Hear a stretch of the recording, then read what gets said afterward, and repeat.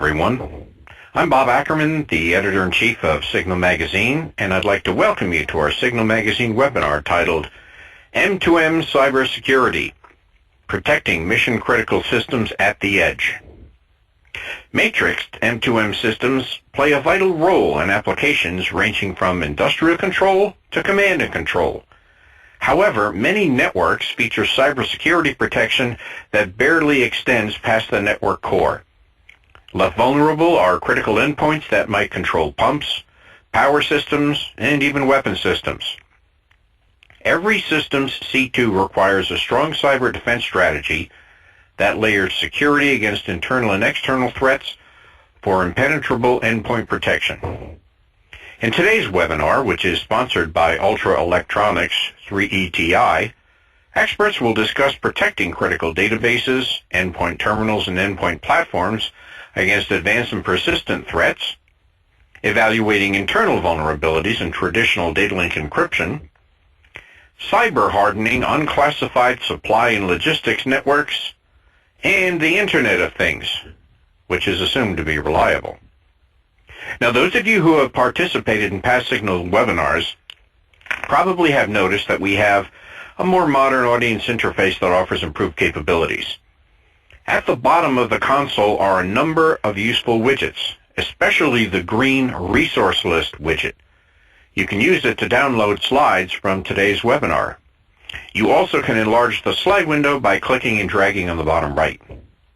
But most importantly, throughout this presentation, webinar attendees are encouraged to submit questions electronically through the Q&A box on the webinar console. When our experts are finished with their presentations, they will answer as many questions as time permits during this hour-long session. Our first presenter is Frank Ignazito, Vice President, Ultra Electronics 3ETI. Frank has more than 30 years of experience in energy and technology, including driving new technology adoption with the defense and intelligence communities. A graduate of the U.S. Military Academy at West Point, Frank served as an officer in the U.S. Army's Air Defense Branch. Next, we have Alex Tarter, Technical Director and Group Cybersecurity Lead for Ultra Electronics 3ET. Alex is an advisory expert to NATO on cyber defense for the Alliance's Industrial Resources and Communications Services Group. Our third expert is Charlene Mowry, Director of Federal Business for Ultra Electronics 3ETI. Charlene has 25 years of experience in cybersecurity and infrastructure for defense and federal applications. She has served with the U.S. Fleet Cyber Command and Naval Facilities Engineering Command. So with that, I'd like to turn our presentation over to Frank Ignazito. Frank? Thank you, Bob, and hello, everyone. Thanks for joining us today. We'd like to start out with just a brief introduction of who we are at Ultra Electronics 3ETI and what we do. 3ETI is actually a subsidiary of the Ultra Electronics Group, which is a UK-based defense contractor. As you can see, roughly $1.1 billion in US dollars of annual business. About half of that business is actually based in the United States, and about a quarter of our global business is focused on security and cyber technologies. Specifically at 3ETI, our solution offerings focus on 4 key areas, and that's what you see on the banner on the right side of the slide. That's inclusive of cyber-hardened physical security and integrated surveillance, encrypted wireless communications, and cyber protection of critical endpoint devices, which is the focus of our topic today. Infrastructure management, inclusive of protecting systems for building automation, energy efficiency, and ultimately the Internet of Things. And comprehensive situational awareness, where real-time status updates of performance data are available and alerts can be captured and transmitted to the appropriate party. On the next slide, you can see our session overview, which I won't read for you the actual agenda, but what we seek to address today are some concepts for risk mitigation as we continue to forge ahead toward the Internet of Things, the interconnection of, and communication, I should say, of many, many devices, essentially machine-to-machine communications. Now, the upside of this journey, if you will, is essentially efficiency and mission support, with trade-offs, of course, being cyber risks, inclusive of the potentially catastrophic loss of control for critical endpoint technologies. So as we move to the discussion of machine-to-machine communications and proliferation, I'm going to pass to Alex for the next slide. Thank you, Frank. Before we begin talking about M2M cybersecurity, I should take a moment to describe exactly what we mean by M2M. It's a nice buzz term everybody talking about, but in reality, not a lot of people really take the time to think about what machines are out there and how they connect to our real life. As I say now, pretty much everything has a computer in them, even computers. So when we're talking about machines to machines, we're really talking about everything from processors and your normal laptops and smartphones down to the tiniest little, very simple computers running everything from fax machines to battery management to power stations. So the average power plant could have anywhere up to 1,000 separate small computers, from big servers and Windows PCs down to the smallest embedded computers just turning a pump on and off. Your typical building will have maybe 100 different computers running everything from the elevators to turning lights on and off to locking doors. Your car has at least 20 of them running everything from your brake management system to your to your display. Even your laptop, as I said, has a multitude of different computers. Most recently, a nice hacker called Charlie Hacker ended up finding out a problem with Apple's battery management system on its laptops, and so somebody could hack in. He made a few changes to the way that the computer was handling the battery management on the Apple laptop, and was able to cause the laptop to explode. So these small computers, although you don't think of them as computers, actually have a real-world impact and are actually intrinsic to the way our way of life operates. So if we're talking about machines as really computers, anything that runs code from these small embedded computers on up to PCs, M2M is really when these machines talk to each other to accomplish their tasks without actually having any humans in the loop. You don't need to have a human talking to a machine or telling it what to do. These machines all talk to each other. So as we start to connect more of these machines together, and as they start moving from just doing their own individual process and start connecting them to the wider world, this is how we end up where we are with the Internet of Things. The Internet of Things is just a natural extension of connecting up all of these small devices together, and instead of doing it on a small local level, we're now taking it to the wider level. But why do this? Well, it's because ultimately machines are great at doing certain tasks. Humans are not necessarily great at doing repetitive tasks, boring tasks again and again and again, and keeping them reliable, whereas machines are really great at doing reliable tasks. However, as we'll come to show later on, the real issue with machines is they're not very robust. They may be reliable, but you ask them to do something slightly different, you talk to them in a slightly different manner, and they have a tendency to fall over. So they're reliable but not robust. And as we found, as we start to create more and more machine-to-machine communications, we start to rely more and more on machines, we end up realizing that actually our way of life and the success of missions and what we would like to accomplish is really dictated by the reliability and operation of these small machines. And if a lot of these even include national security or mission-critical systems. So we move on to the next slide. I'll show you that most people think about machines as maybe existing just in buildings or just in server rooms, or but not actually out in the field. But if you start to think about it, these machines actually control everything from the anchors on a ship, the ability to brake a vehicle, the ability to pump fuel, the ability to see cameras, the ability to control heating and ventilation systems, so ability to turn radar dishes. So almost everything of mission criticality is supported by a machine.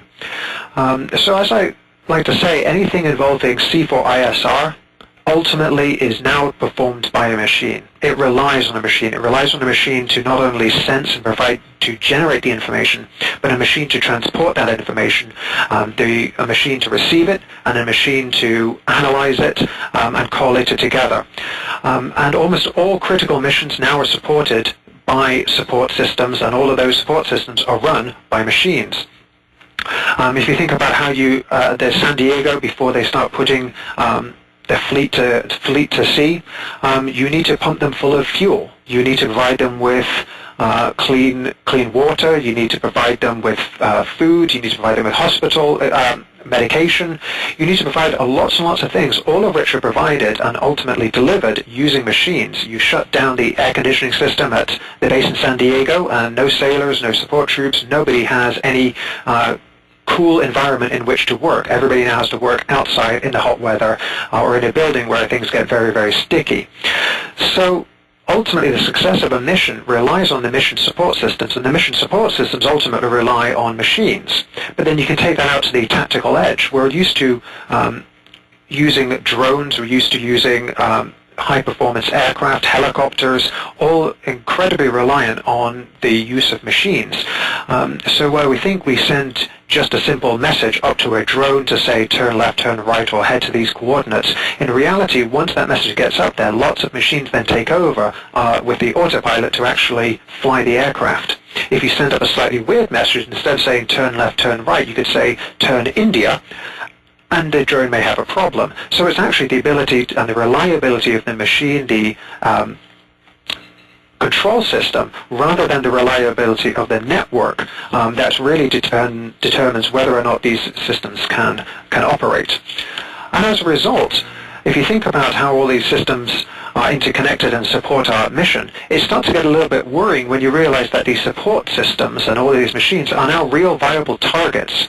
If these machines, because they are digital machines, they run code, they are part of the cyber infrastructure, they are vulnerable to cyber attack.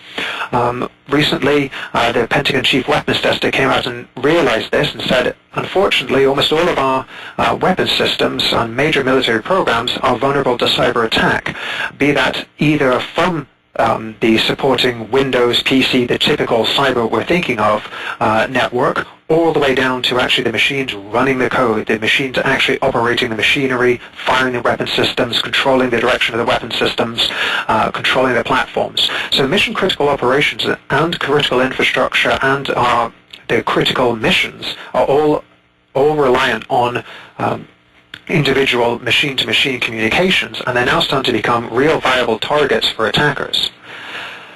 And attackers are now finding new ways of actually going about and attacking these M2M machines. Historically, everybody sat down, you attack over the internet, you use techniques and kits such as Metasploit to actually attack. But we found that actually people have now migrated away from just doing straight software-based attacks to now starting to look at these machines. I'm sure everybody's familiar with the search engine Shodan. For those who are not, Shodan is basically a Google for devices. You go onto Shodan, and Shodan has indexed all of the machines connected to the internet in some way, shape, or form. So it's basically a search engine. You go in, you type what type of machine you're looking for, and it will show you the type, the model, the location, the IP address, of those types of machines you're looking for, and present them to you. So machine-to-machine communications, especially the Internet of Things, is now becoming very easily accessible. But it's not just the accessibility of the Internet, it's the ability to use other machines to attack those. So on the right-hand side, we show a Raspberry Pi or a BeagleBoard in the top right-hand corner. Now, those are just simple development, simple, small, cheap machines that you can buy, that you can load on these hacker toolkits, and you can carry on you can do your attacks. But it's taking those tools and actually developing them into something else, which is what starts to become a little bit more scary and a little bit more applicable to the M2M world. The bottom right-hand corner, you'll see what Stephen Hilt did by taking a Raspberry Pi and putting it inside a PLC. So the PLC, for those who are not familiar with PLCs, these are the small computers that actually run real-world processes. So they're the things that will control a power station in terms of spinning motors, in terms of raising temperatures, in terms of turning things on and off. They're designed, they're the computers that really run operations and interact with the real world. What Stephen Hill did was take a Raspberry Pi, put it inside of a PLC, strip out the innards, put it inside, put a cell phone in, and snap the cover on the front. And so nobody realized that the PLC, which they thought was real, was actually a hacker toolkit in disguise. Some other security researchers have taken the same idea and put it into an extension cable. So that extension cord displayed there works quite happily as an extension cord, but it also has Raspberry Pi with an Ethernet and Wi-Fi interface that you can plug into your own network. So it was starting to now start to see machines being developed by attackers to attack other machines. It isn't just somebody sitting at a laptop connected over the internet anymore. It's now you have to worry about machines attacking your own machines.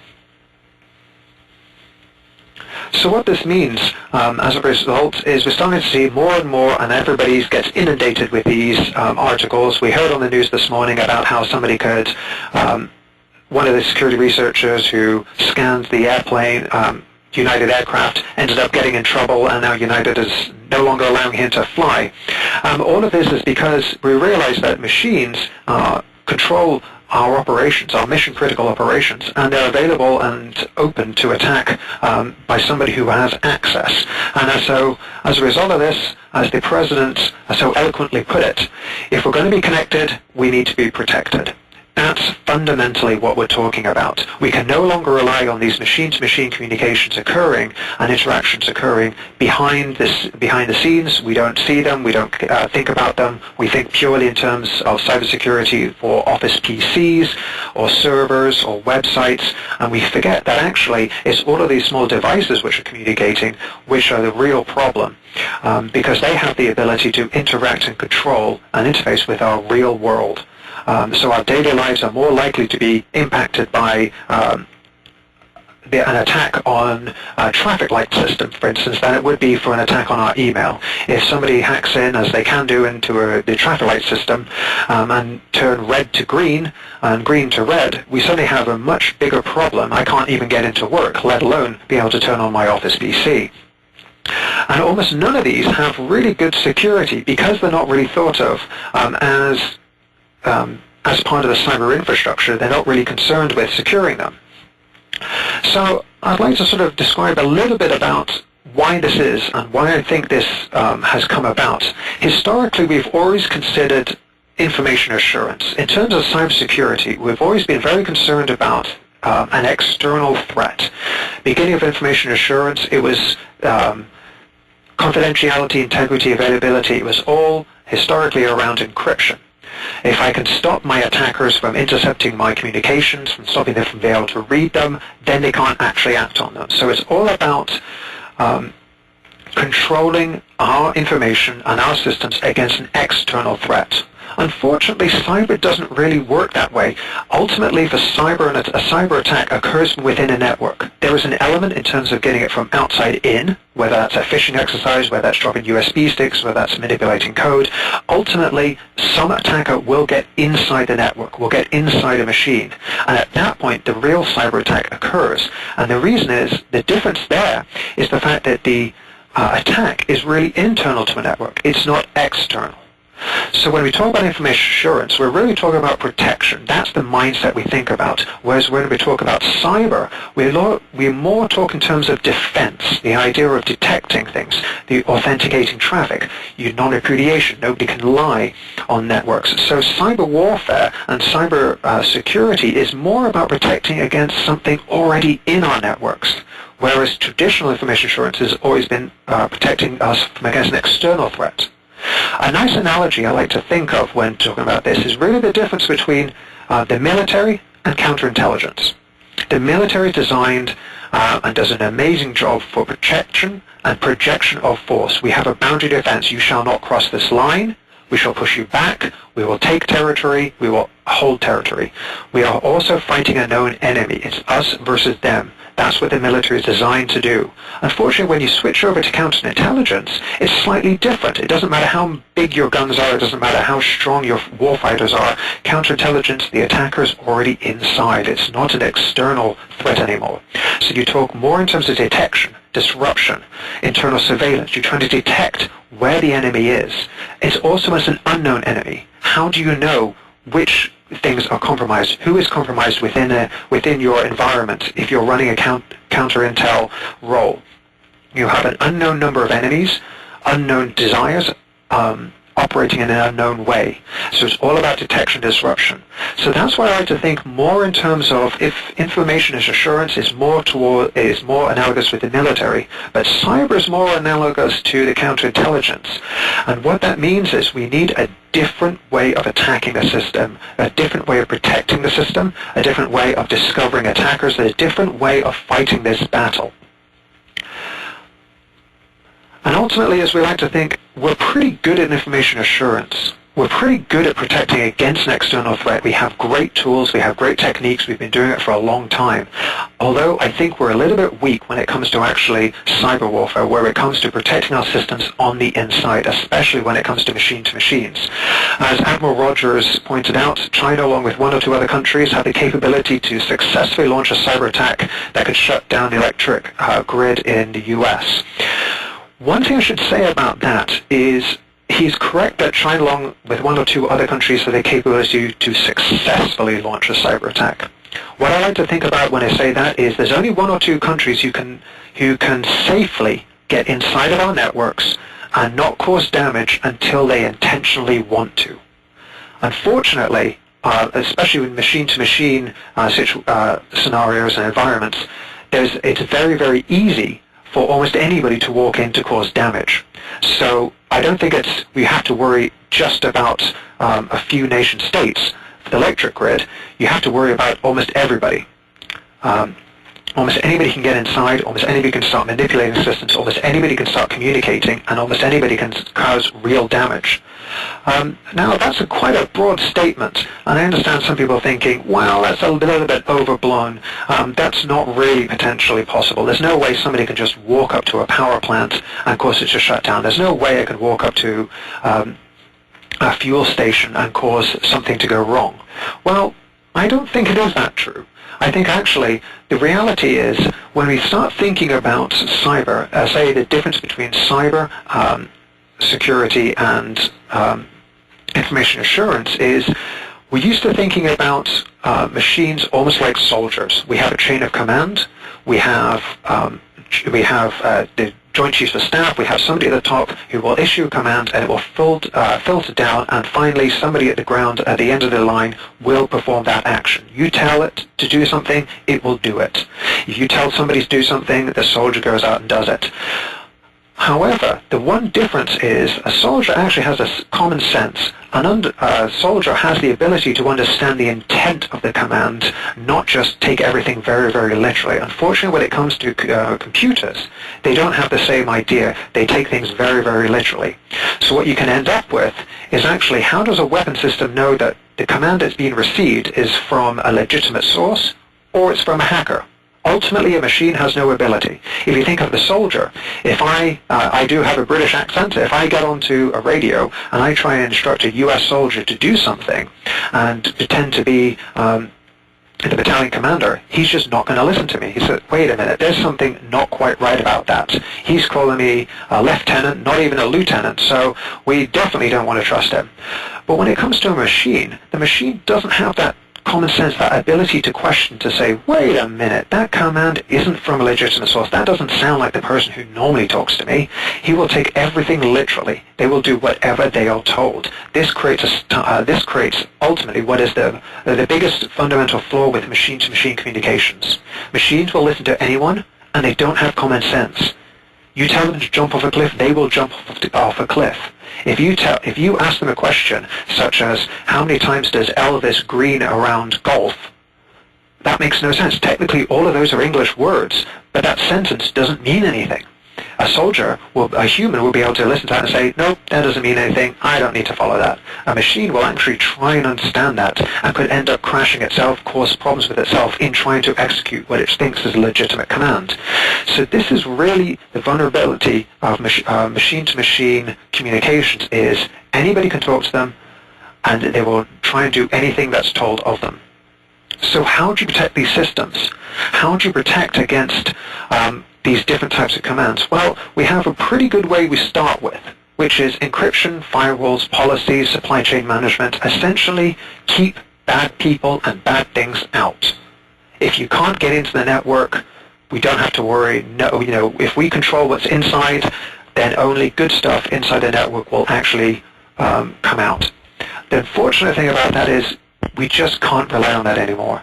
Almost everything from Stuxnet has shown us onwards has shown us that we just cannot take that as a fundamental truth anymore. It's too easy to overcome that error gap. It's too easy to get on a network, whether it's from a phishing attack, whether it's from an infected USB stick. Ultimately, we've started to see now in machine in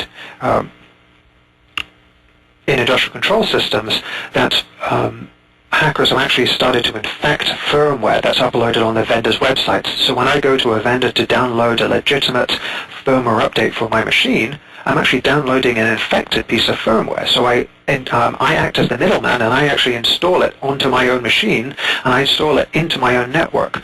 We can no longer rely on the sanctity and the sovereignty of our own machine-to-machine networks. We ultimately have to take the assumption that somebody is inside our network. We have to take the counter-intel role and say, nope, an attacker is in my network. Now where are they? What are they doing? How can they attack me? So this is where I say you need a future cyber defenses. You need to extend beyond building walls on the outside and you need to start looking inwards. For a start, endpoint defenses. All of our machines don't necessarily have endpoint protection. Why not?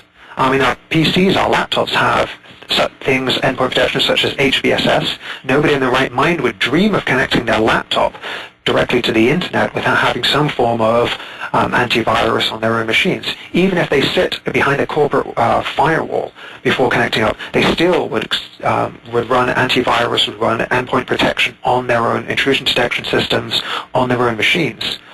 Why is this not also the case for the little machines out there running our daily lives? The machines that are pumping our water, the machines that are lifting our elevators, the machines that are controlling the temperature in our buildings, the machines that are controlling our ships, dropping the anchors, moving the guns around, rotating our radar dishes. Ultimately, we need to imbue a machine with the ability to detect lying. If a command is received by the machine should have the ability to say, wait a minute, should I issue this command? Does this command look legitimate? If you're used to receiving orders on a printed official piece of paper signed by somebody and you get something scrawled on a paper napkin, you're not going to trust the command on a paper napkin. Unfortunately, we don't have that same sort of level of detection for the machines. The machine needs to have the ability to understand, wait a minute, should I issue this action? Is it legitimate? Does it have authentication? The second layer, where people start thinking about it, is normally approaching it from a network point of view. So if you can't have HBSS on your endpoint machines, they say, you know what, we should protect the network. If we protect the network, we should be able to protect the endpoints. Well, this is very similar to redacting. If you think of, again, counter-intel, it's the ability to say, is somebody going to communicate something malicious or detrimental to the mission on my network, in which case I want to filter that out. So it's reading everybody's mail, it's picking out the messages, looking at them, redacting parts which are not applicable, which are dangerous, which would impact the mission, and commenting them out. Unfortunately, this is good from an IT perspective when you think the difference between machine-to-machine communications and the enterprise is the people doing the protection. What is their end goal? What are they most concerned about? And if you think of an enterprise situation, your normal IT departments, the network is the most important element for them, followed by their own data. If the network isn't up and running, people start complaining. If I can't access the internet, if I can't access my shared drives, if I can't access my email, I'm going to pick up the phone, I'm going to call in IT group and say, hey, what's the matter with the network? My network connection is down, nothing's working. For them, maintaining the availability of the network is paramount, which is why people focus a lot about network availability. It's why we have some of the biggest companies in the U.S. in cyberspace are all networking companies, because the IT departments care a lot about networks. But when you think about it, when you come more to M2M, when you think more about mission criticality, it's actually the machines themselves rather than the network which are the most important. It's the weapon system, it's the drone, it's the HVAC system, it's the fuel pump. Those are the most important things, not the ability to communicate with them. So ultimately, even if you have great network defense, without endpoint defense on those things, you're still vulnerable. A network won't pick up a malformed packet. One of the most common ways at the moment to crash any system is to send a malformed packet, is to say, as I said before, it's very similar to speaking English, but choosing sending something grammatically incorrect. Your network defense won't pick up on it, because it looks right, it's all spelt correctly. It's only when you try and understand it, when you try and implement it, that you say, wait a minute, this doesn't make any sense, and as things go wrong. So in addition to actually protecting each of the endpoints and building better defenses, we also need to do surveillance. We also need to look at what is going on and be able to detect in our machine-to-machine operations, is the machines operating as we intended them to do? If we instruct them to do something, are they following our instructions, or are they doing something different? If we didn't instruct them to do anything, are they still going off and doing anything different? Are they acting normally? And secondly, can you even tell if they're acting normally? Typically, somebody else has implemented and created these M2M systems, put them out there, let them run themselves, and you don't have any ability to know what's going on. You just know that you come in the morning, everything looks good, you press a button, the elevator rises, and the elevator falls. You have no idea what is controlling the elevator behind the scenes. You just know that you push the button and something happens. You have no idea if when you push the button and the elevator doesn't come, is that because the elevator is broken? Is that because the elevator is stuck somewhere, it's a mechanical fault? Or is it because somebody's hacked in and is actually controlling the elevator for themselves? Unless you have that ability, unless you can conclusively state exactly what is going on, you don't have control. Somebody else could have control. In terms of weapon system, if you fire the button, if you press the button to fire the gun and the gun doesn't fire, what is the issue? Can you diagnose it? Can you tell what is going on? You need to have some way of essentially independently verifying the communications and the orders. So you don't have to rely on the machine itself to detect when something is wrong. You can rely on a third-party system. You can rely on network surveillance. You can rely on other techniques to see what is happening on that network and work out if there's anything wrong. Because ultimately, with almost all of these machine-to-machine communications, the receiver doesn't know if what they've received is what was sent. There is no way of determining that. We have the ability through encryption, through code, through operational experience, through training, for humans to detect, wait a minute, is the message that I received here, does this make sense? Has this order been manipulated? But machines don't have that ability, especially when you have a tightly controlled M2M communication using very stringent protocols. And there's no way for them to detect and be able to say, wait a minute, this has been manipulated. And then finally, validation. Before users operate a system, before users are allowed to do anything, they have to go through qualification, they have to go through some sort of training, testing, certification, so that you know that they are safe, that they are competent to operate a machine, to operate a system, to operate in the environment. Why do we not have the same thing for the machines? Typically, we'll buy a machine, and we'll buy it from a vendor to do a certain job, and we'll just trust that it's reliable. Ultimately, we ask the questions such as mean time to failure. How long will this continue to operate as we've instructed it to do it until it finally falls over? We never really ask the question, wait a minute, how robust is it?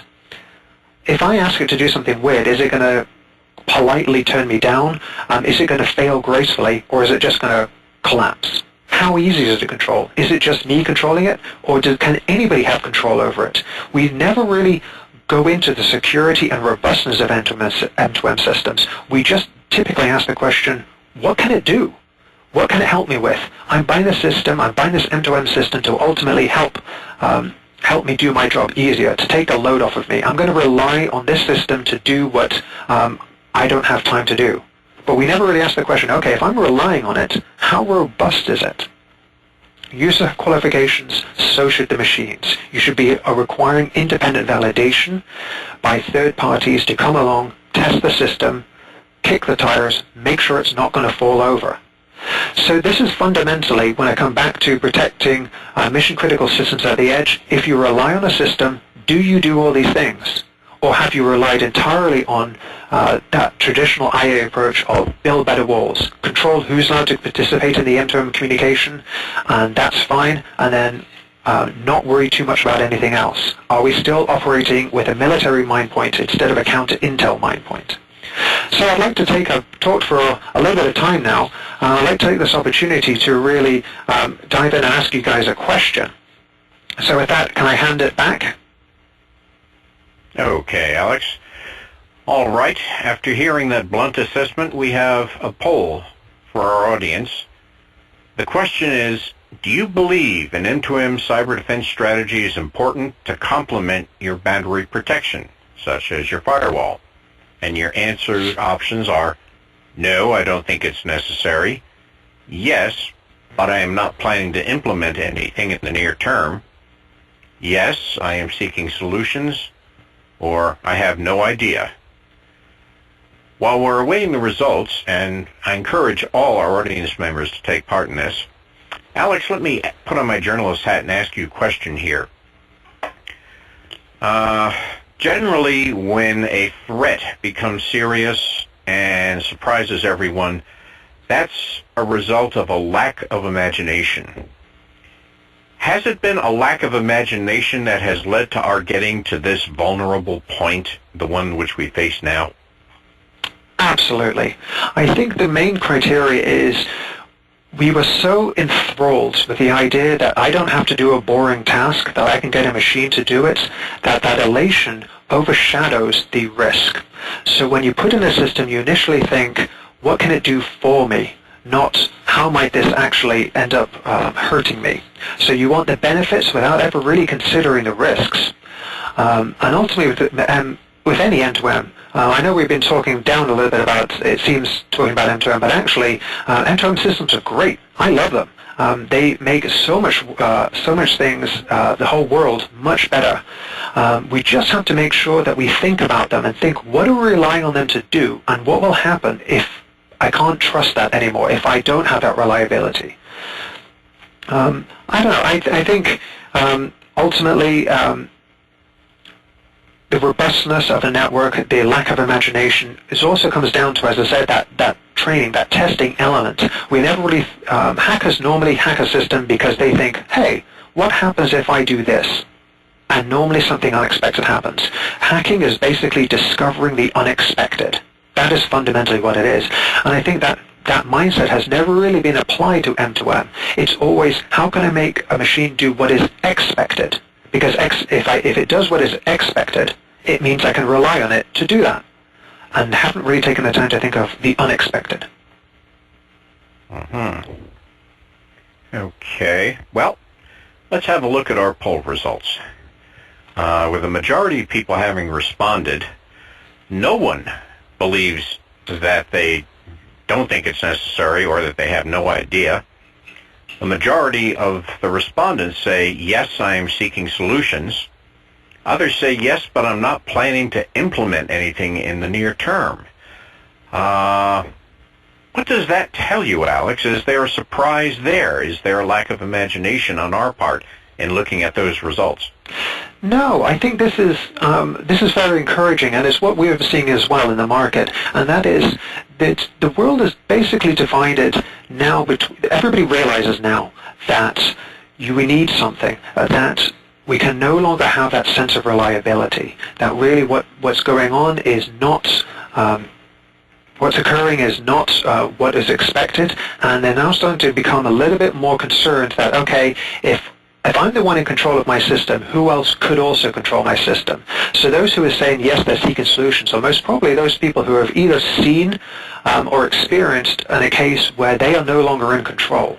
And for those who are saying yes, but I'm not planning anything in the near term, it's because they still think, and probably in some cases do, still have a good amount of control over their network. So they have good operational practices. They've trained their users first, so don't plug anything in.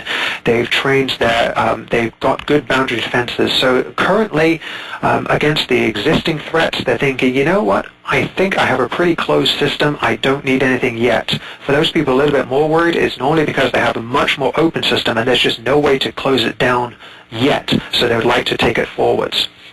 And I think this is actually a great opportunity to move forward and dovetail into a case study. So, as I said, the difference between those people who are able to maintain control over their access to their network and those people who are not are those people who sort of look for solutions and those who don't.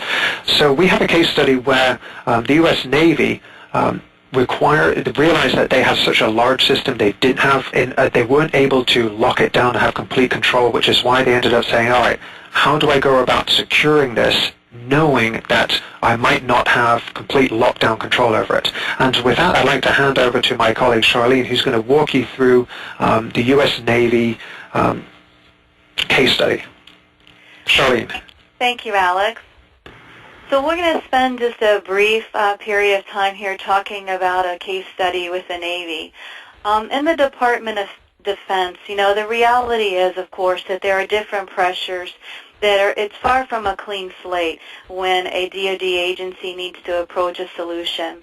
Reduced spending is really critical. We had a pretty good budget rise in 2001 after the terrorist attacks. But then in 2013, we had the largest decline in DoD budget since 1991. I mean, just a tremendous hit to the budget.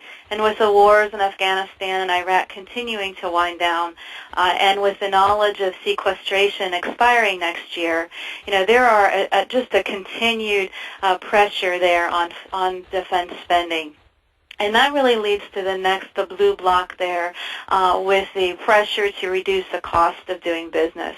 I mean, there's a number of energy mandates, going green, pressure on doing renewables, and also optimizing the grid in terms of the energy and smart grid and microgrid.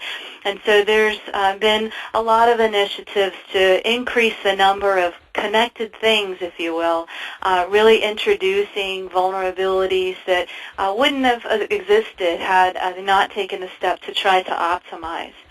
Up on the right, we talk a little bit about spending increases. So, the President's budget for 2016 is out, and it talks about the modernization of a number of areas, including cybersecurity.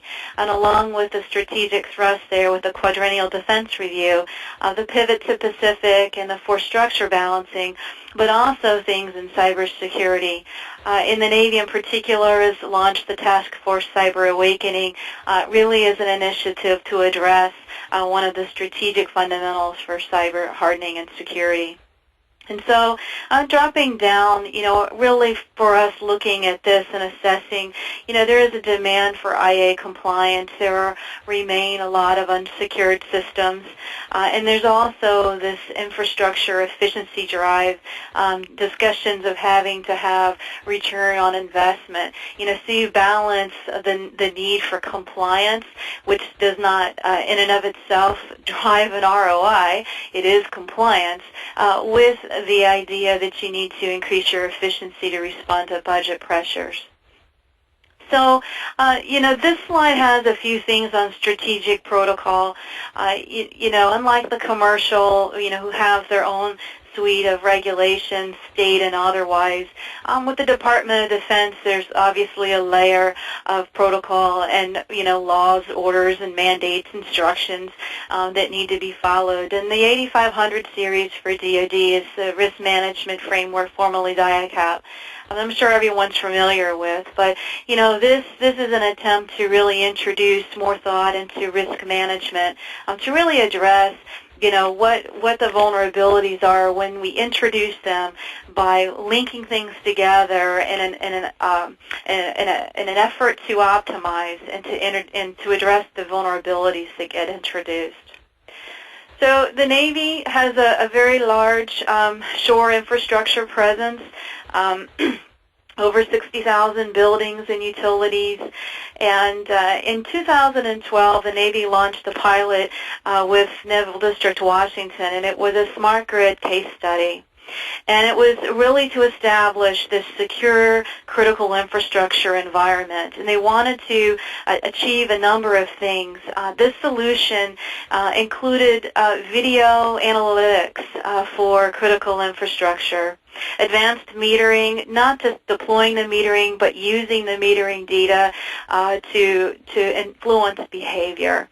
For industrial controls of facilities and utilities, so building systems as well as SCADA systems. And so we listed some of the requirements that were provided in the near term. I mean, really wanted to optimize, achieve an ROI. And part of that was they wanted to safely and securely ingest legacy PLC data. In other words, if something didn't need to be replaced due to age or functionality, we wanted to leave it in place. And some of those are, quite dated. So they wanted to be sure that they were keeping with the most efficient, cost-effective way of approaching this. And obviously, they were looking to have a compliant solution. And then there are concerns there that they wanted to be faithful to, again, to achieve an accredited solution. All too often, there are deployed solutions that reach the field, and then they really struggle to have the appropriate IA requirements and ultimately sit suboptimized for a period of time. So this is a high-level architecture view of how the Navy approached this. There's an accredited cyber-hardened approach with it. And essentially what you have is a centralized labor and efficiency savings that were a centralized command and control that provided labor and efficiency savings. You can see how it ingested trusted sensor data, from the video there, the SCADA, the DDC, and advanced metering, and it went into a installation-based operating center. And in that center, they were able to ingest to provide some analytics and policy and behavior guidance for a general SA for the commander. And then through a wide area network, we're able to provide redundancy and situational awareness and control at a regional level throughout NDW. And this was all done in a secure fashion with the endpoints and the IA boundary being at the edge, where the controllers themselves were hardened. So the solution overall could be summed up as great business practice. The solution that they had here from a functionality perspective provided a secure enclave for their industrial control systems. They were able to achieve a return on investment for the remote monitoring and control. And I think it's really important to highlight that there's always questions arise when you introduce edge-based encryption and other devices about how it affects the operational functionality of the particular mission. And in this case, they are able to have centralized command and programming control with the cyber-hardened infrastructure that they have. And because of that, they were able to achieve, optimizing with their staff, achieve savings there in labor and also in efficiency, and that they were able to be more proactive in how they responded to their facilities management problems that they saw. So you see a little bit of the screenshot there on the ICS. They also, with the video, installed a virtual fence with analytics and video, again with protected streams, and this enabled a high degree of situational awareness for both the command center at the installation and at the region level to advise first responders and dispatch centers. Because they were interested in the most cost-effective approach, they did also use secure wireless as part of their solution, which is part of their accredited package that they have. So in all, they have assured control of their traffic, which is particularly important for their critical infrastructure. They had functionality retained in terms of no loss of functionality as a result of their cyber secure decisions. They had improved physical security and facility management with their optimized staff, and again achieved their ROI. And their solutions were validated not only by having the accreditation packages, but also through third parties, including DoD red teams, to assess between vulnerabilities with insider and external threats. So Alex, I'm going to turn this last slide over to you. Okay, thank you very much. What do we like to do at this point? I know we've talked very generally at a very high level about what it means to do M2M cybersecurity and how you do this within your own systems, but I'd like to try and tie it down to really 4 main points to take away with you. First of all, protect your endpoints. As Charlene pointed out, when we had the opportunity to do this with the Navy, what we sat down and did was, for those machines who were very simple, we stripped out the functionality they didn't need. If you can't make it do something, we thought about we thought about what you can do to make your endpoints unreliable, and we stripped out any of that functionality. If we can't make it do it, it shouldn't do it. Any times where we have much more complicated systems, much more complicated machines, we limited that functionality. We protected exactly what traffic could go in, what traffic could go out, what commands it would listen to, who it would listen to. We made it the endpoint actually very limited in what it can do and how it can operate. And if you limit what it can do and how it can operate, it means it's much less likely that you can make it do something you shouldn't do. We then protected the networks. So we limit who can talk and where they can talk. Just because you can talk anywhere doesn't mean you should. Almost all of our PCs have the ability to access the internet and talk to anybody in the world. For M2M machines, you don't want that to happen. So instead of worrying too much about the network itself, limit the endpoints to who they can talk to, where they can talk, and how they can talk. And that will protect exactly the avenues in and the ability and what the attackers can do. Number 3, monitor and analyze what is going on the M2M world. If something goes wrong and the machines start acting strangely, you need to understand, is that due to a cyber attack? Is that due to a machine malfunctioning? Or is that due to a bad command and control system? You need to monitor that. You can't just assume it's happening. In many cases, there's not a lot of products out there which really focus on the M2M world. They typically focus more on the PC enterprise world. That's where all the money's been spent previously. So the ability to monitor, the ability to analyze means the ability to really understand the protocols that the machines are talking. The machines don't talk to each other using GChat. They don't talk to each other over Skype. They talk to each other using very specific machine-to-machine protocols. So the ability to monitor and analyze needs to be founded and ensure that the thing doing the analysis can actually understand what the machines are saying. And finally, validate your devices and systems. As Charlene pointed out, even though once we deployed out a solution, we then had to take it through independent validation. So each of our endpoints, each of our functionality had to go through not only fits where we were using encryption, but had to go through common criteria to make sure that the implementation was robust. It then went through a red team testing, a penetration system testing. We tried to uncover all those elements that we were unreliable, that we couldn't determine. We were unsure how somebody might operate the system, where an attacker could get in. We had somebody come out and actually try it out. So we have more reliability of the system. We had more knowledge about how it will work.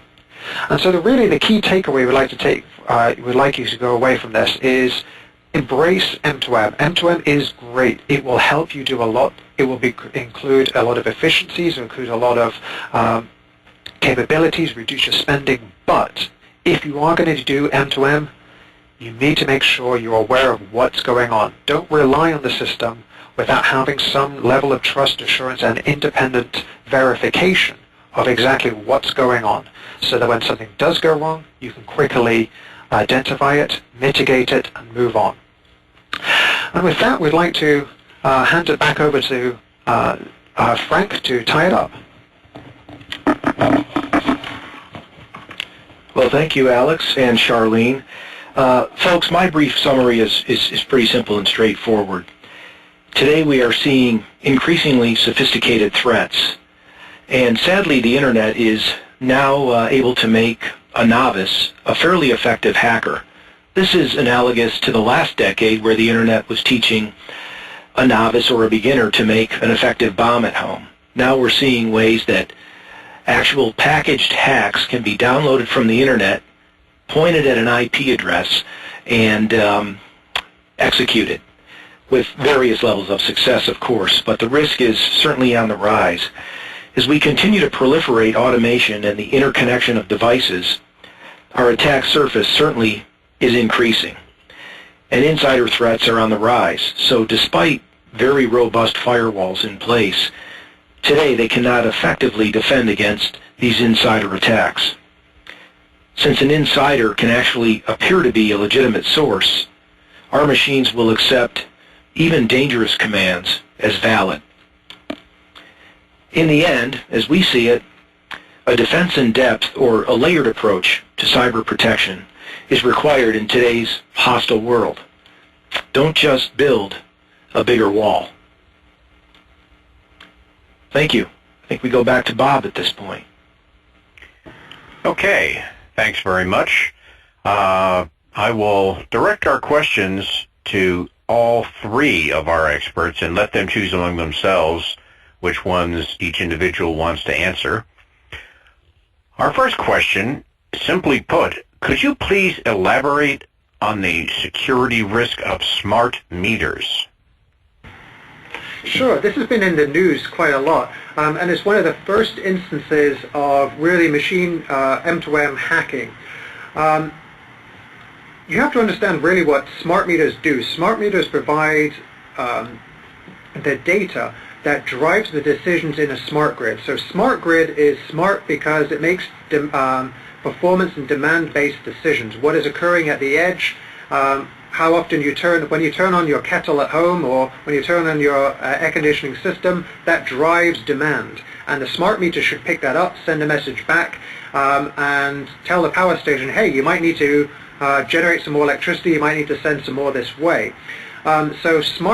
Unfortunately, smart meters and the smart grid is only smart if the information you receive is trusted. Unfortunately, smart meters tend to be pretty substandard in their security implementation. They have IR ports on the front so you can actually communicate with them. It makes it easy for a maintenance person to walk up. They don't have to connect to anything. They just have a handheld device with an IR beam on the front and basically communicate over that. But it also means that anybody can walk up to that device and communicate with it. The other problem is they started to implement encryption, but forgot that encryption is easy, key management is hard. And as a result, what a majority of smart meter vendors have done is really install the same encryption key in every single device. So yeah, they do perform encryption, but for me to discover the key or participate in a conversation, all I have to do is buy one smart meter, open it up, read the firmware, and discover the key for myself. So there's now well-publicized attacks against those. Just one quick story, and that is, if you go online and read Brian Krebs online on security, he has a great blog post describing how in Puerto Rico somebody hacked a smart meter and actually reduced his energy bill for the month, and then told a lot of people, and suddenly the whole island was dialing back their electricity meters, and so nothing went boom, nothing major went wrong. But the electricity company couldn't bill for quite a lot of money, and if it carried on, they would have cost them about $100 million in 1 year alone. So smart meters don't necessarily have to have a physical impact, but they can definitely have an economic impact. Okay. Our next question is, are there very many M2M cyber defense tools available to the consumer market, such as home networks, currently, or are most developed for the industry market, for example, large-scale military machines? You know, there really are. I had to think of one which I just saw is just starting to come up, and that's called ITUS Networks, ITUS. The idea is really limit what your home devices can do. If you think about, we heard how a fridge ends up getting a piece of malware and started going out and sending spam. Now, even if I hack your refrigerator, what am I going to do? Not a lot, but ultimately I could use it for other purposes. So you need to think about the fact that the purpose might not be to destroy something, it might be to leverage that to attack something else, or as a way into your home network. So for your home network where you can't do a lot, you can't control what that M2M machine is doing, you can't access the firmware, you should then focus instead on limiting capability. So for the home defense market, for the home market for cyber defense, I would recommend looking at how you can limit what those M2M machines can actually do, and then to actually visualize it. So something like ITIS, a home intrusion detection system, Wi-Fi IDS system. Yeah, there are plenty of them on the market. Take a look at ITIS networks, ITUS networks. Okay. We have another question from an audience member, and I will try to paraphrase this a bit. Do existing DoD penetration testing protocols include testing M2M specific vulnerabilities? And the audience member asks because in his admittedly limited experience, penetration testing is often too limited to a network segment or to a limited set of targets in a network. Yes. Ultimately, what we had to do when we put together a solution for the Navy, we went out, what the DoD did was they hired Idaho National Labs. Machine-to-machine communications is a specialized activity. It's not something, most DoD pen testers are trained to look at enterprise systems. So they're used to dealing with Windows, Linux, web servers, those kind of file shares, those kind of environments. But M2M world is a world really unto itself. If you ever read the history of Stuxnet, you realize that even the semantic antivirus vendors, when they had to go and reverse engineer Stuxnet, had all sorts of problems trying to understand the semantic S7 protocol. So I have to say, you have to find the right DoD pen testers, and ultimately, in our case, the DoD subcontracted out to Idaho National Labs because those are the guys who have a lot of real-world experience exposing vulnerabilities. If you want to find out which companies can do this, my best advice is to go to ICS CERT's website. That's ICS-CERT. It's part of the U.S. CERT, part of Department of Homeland Security. They have advisories and alerts there. And normally, almost all of those are issued by either the vendor or a security researcher. And a security researchers, if you look at who the security researchers are, they normally work for security research companies, pen test companies, and those are the type of companies who can come in and help detect and defend and do a pen test on your M2M network. Okay, well, I'm sorry to say that we've run out of time, but let me emphasize that our presenters will try to respond directly by email to any unanswered questions in the queue. This concludes our Signal Magazine webinar for today, and I want to thank our experts for their presentation, and thanks to all of you for joining us. You can link to the archived version of this webinar, along with previous Signal webinars, on the Signal Magazine website at www.afcia.org/signal/webinar. Thank you again, and have a good day.